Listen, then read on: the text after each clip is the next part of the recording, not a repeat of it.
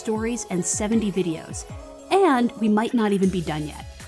After seeing as much of this sprawling tech show as we could, we're finally ready to reveal our picks for the official Best of CES awards.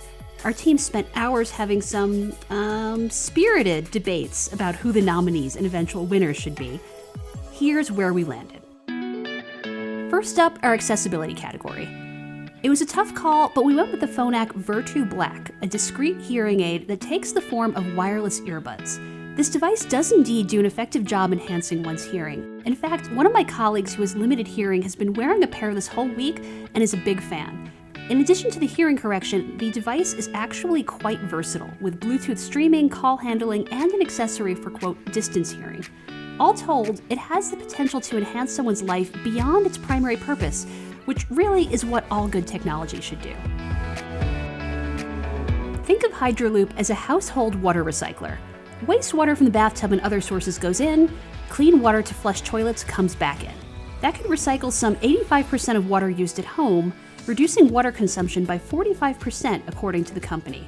It's not cheap at $4,000, but the unit has the advantage of being a set-and-forget device. Not only were we taken with Hydraloop's mission, but as a startup, its business model also makes sense. Hydraloop doesn't need to sell subscriptions or set complicated pricing tiers. It mainly needs to convince homeowners that a water recycling system is worth the investment. We think it has a shot. Withings is best known for its simple but classy fitness watches, and so it makes sense that its win in the best digital health and fitness category is for one deceptively simple product. The ScanWatch looks like a classic analog timepiece, but on the backside are not one, but two optical sensors, one for ECG testing, which has become near standard on newer smartwatches, and one for detecting sleep apnea. We don't often hear about gadgets that claim to detect signs of sleep apnea, but it's a common problem, one that could lead to various other potentially fatal conditions. To do this, the ScanWatch monitors blood oxygen levels using that optical sensor. In addition, it does basic step and sport tracking plus smartphone notifications, and the battery life is rated for an impressive 30 days. No wonder it was nominated in both our digital health and wearable categories. Alas though, it wasn't Withings that won the best wearable category. It was actually another hearing device, the Olive Union Smart Ear.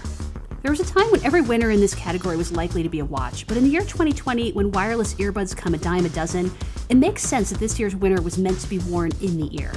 We chose the Smart Ear both for its discreet design and the fact that it offers hearing enhancement for way less money than a traditional hearing aid.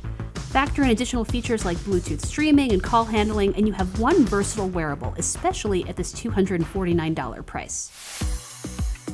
This year, the winner in our Best Transportation Technology category isn't a car. It isn't even a flying taxi. No, it's the Wallbox Quasar charger.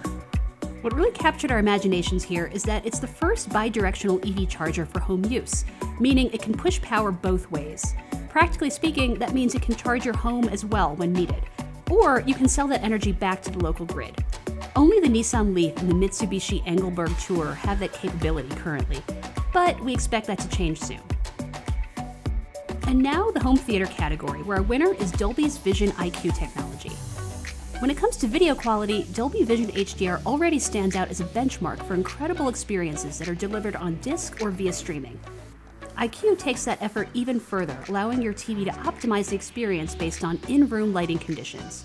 While we'd all love to watch movies in a dark home theater environment, the realities of living rooms and household lighting setups mean that you can't always control the situation the way you'd like.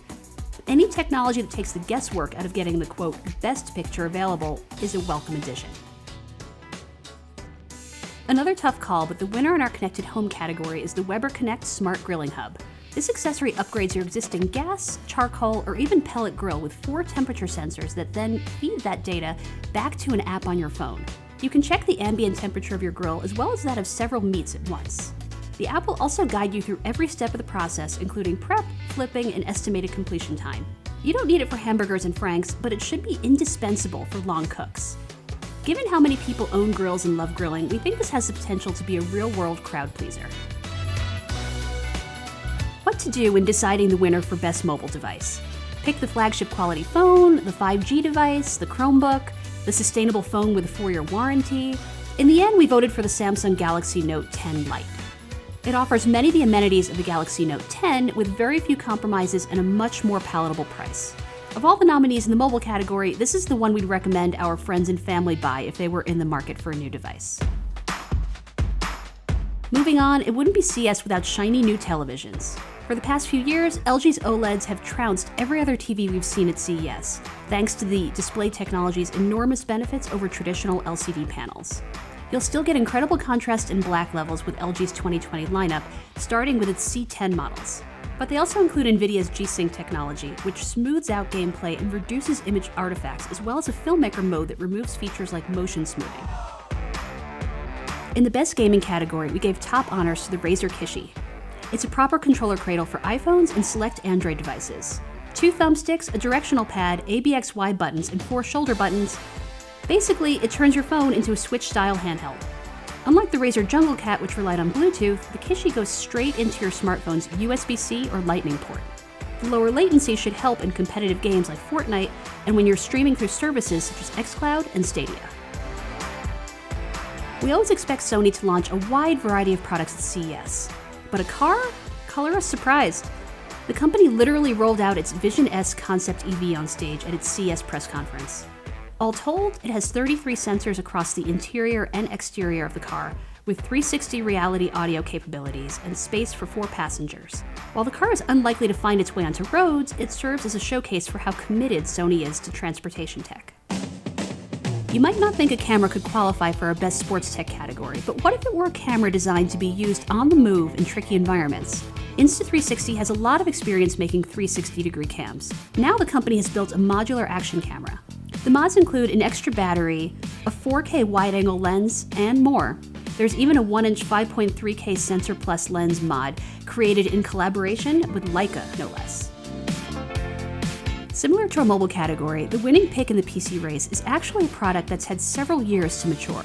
Dell's XPS 13 won its first Best of CES award when it first debuted back in 2015. Dell's kept up with the competition so much so that we find ourselves awarding the XPS 13 yet another Best of award, this time for the 2020 edition. The newest XPS 13 has a taller 16:10 aspect ratio display, which we find more convenient to use. It also brings even thinner bezels, particularly at the bottom of the screen, making it look like the display is rising out of the keyboard. Speaking of the keys, it now has a wider edge-to-edge layout, and it's as comfortable to type on as ever. This new design puts it in line with Dell's existing XPS 13 2-in-1, which came out last year and which we praised for having a sleeker look than the clamshell model.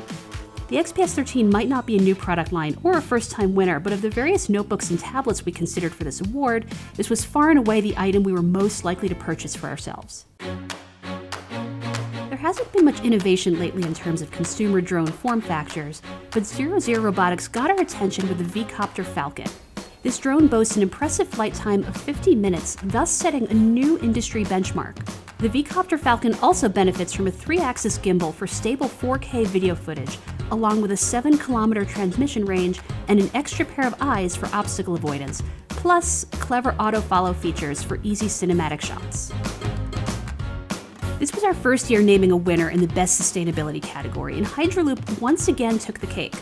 The truth is, we had lots of compelling entries in this category, but ultimately we decided that Hydraloop, with its in-home water recycling system, had the potential to make the biggest impact at the biggest scale. We also don't hear water purification discussed nearly enough at big tech shows, but we hope the issue gets even more of the attention it deserves in 2020. And that brings us to Best of the Best, which goes to Hydraloop again. Our team voted among the 15 winners across each category, and Hydraloop won by a wide margin. I have to say, in the first year that we're giving out an award for tech that can prevent or even reverse the effects of climate change, it feels good to see that device go on to win Best in Show. A very fitting start to 2020 indeed. Congrats to all of our winners and nominees, and thank you all for staying with us through such an epic week of CES coverage. Let's do it all again next year.